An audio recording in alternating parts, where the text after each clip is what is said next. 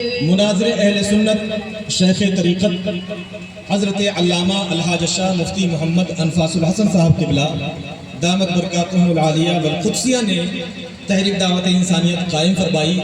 اسی تحریک کے زیر اہتمام یہ ایک کتاب چھاپی گئی. اس میں علماء کرام نے سرکار کی چھوٹی چھوٹی حدیثیں اکٹھا کی. اس میں ٹوٹل 130 حدیثیں ہیں. یہ 130 احادیث کا ایک گلدستہ اور مجموعہ ہے، اور اس کا مقصد یہی ہے کہ چھوٹی حدیثیں اسے بچے یاد کریں. ان میں حدیثیں ایمان سے متعلق بھی ہیں، اخلاق سے متعلق بھی ہیں، اعمال سے متعلق بھی ہیں. بڑی پیاری پیاری حدیثیں ہیں. تو ان احادیث اس کتاب سے کچھ بچے وہ ہیں جنہوں نے پوری کتاب ماشاءاللہ یاد کر لی ہے. کہ سبحان اللہ، 130 حدیثیں یاد کر لی.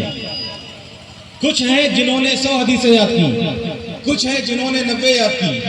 تو میں نے ایک گروپ رکھا 80 حدیث کا کہ وہ لوگ 80 حدیثیں ان کا مسابقہ ہو، اور دوسرا گروپ ہے جو ہے 50 احادیث کا. ایک حدیث میں اسے متعدد محدثین نے اپنی اپنی کتاب میں بیان فرمایا. میرے پیغمبر نے فرمایا حدیث شریف میں، من حفظ 40 حدیثا من امر دینہ کنت لہ شفیعا و شہیدا یوم القیامہ.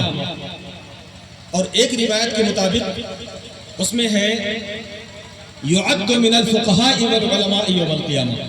سرکار فرماتے ہیں کہ جس شخص نے 40 حدیثیں یاد کر لی، جس شخص نے، بہت غور سے سنیے کہ کتنی بڑی فضیلت میرے پیغمبر نے بیان فرمائی ہے. آقا فرماتے ہیں جس شخص نے 40 حدیثیں یاد کر لی، سرکار دینی معاملات کے بارے میں، دینی امور کے بارے میں 40 حدیثیں یاد کر لی، سرکار فرماتے ہیں قیامت کے دن میں اس کا گواہ بھی بنوں گا اور اس کی شفاعت بھی کروں گا. سبحان اللہ. اور ایک روایت میں ہے کہ سرکار فرماتے ہیں کہ قیامت کے دن اس کو علماء اور فقہا کے ساتھ اٹھایا جائے گا.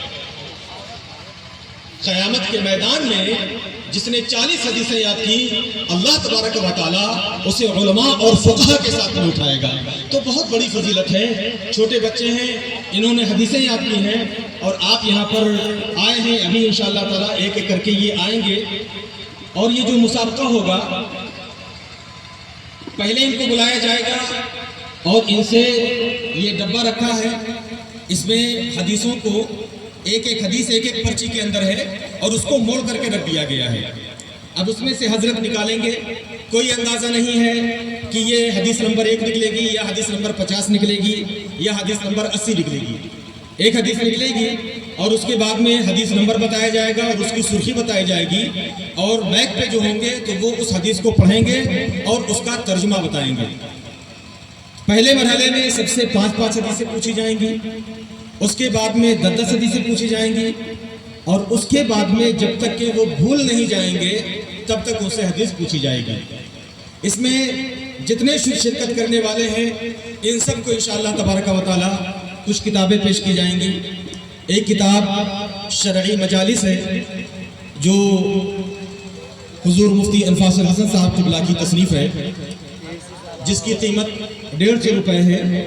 اور ایک کتاب ہے مکاشفۃ القلوب جو حجت الاسلام امام غزالی علیہ الرحمۃ والرضوان کی کتاب ہے، جس کی قیمت ہے 350 روپے.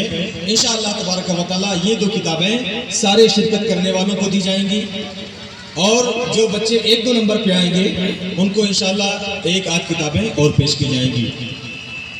تو بڑی بابرکت محفل ہے. آپ لوگ یہاں پر تشریف لائے ہیں، اس سے ان بچوں کی بھی حوصلہ افزائی ہوگی. اور ساتھ ہی ساتھ آپ دیکھیں گے کہ چھوٹے بچوں نے کس طرح سے حدیثیں یاد کی ہیں. اے میرے محترم، ایک بڑا مشہور شعر ہے اور بہت ہی پیارا شعر ہے. میرے دل کو ہمیشہ یہ شعر چھوتا ہے.